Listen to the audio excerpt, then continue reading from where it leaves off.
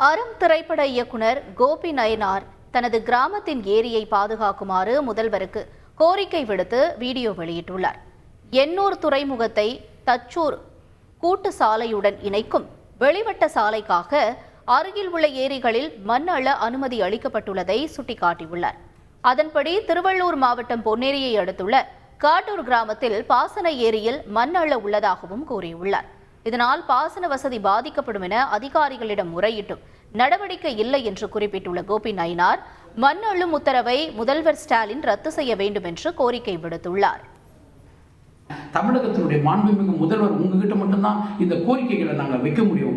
தயவு கூர்ந்து காட்டூர் ஏரி மட்டுமல்லாது இந்த நாடு முழுவதும் இருக்கின்ற நீராதாரமாக இருக்கின்ற உழவுத் தொழிலுக்கு மிகப்பெரிய உயிர் ஆதாரமாக இருக்கின்ற ஏரிகளை பாதுகாக்க வேண்டிய தேவை எங்களுக்கு இருப்பது போல் உங்களுடைய ஆதரவு எங்களுக்கு மிகப்பெரிய அவசியம் இருக்கிறது. தயவு செய்து எங்களை பாதுகாக்க வேண்டிய கடமை உங்களை தவிர வேறு யாருக்கும் இல்லை என்பதை நாங்கள் நம்புகின்றோம். செய்திகளை உடனுக்குடன் தெரிந்து கொள்ள உடனே சப்ஸ்கிரைப் பண்ணுங்க.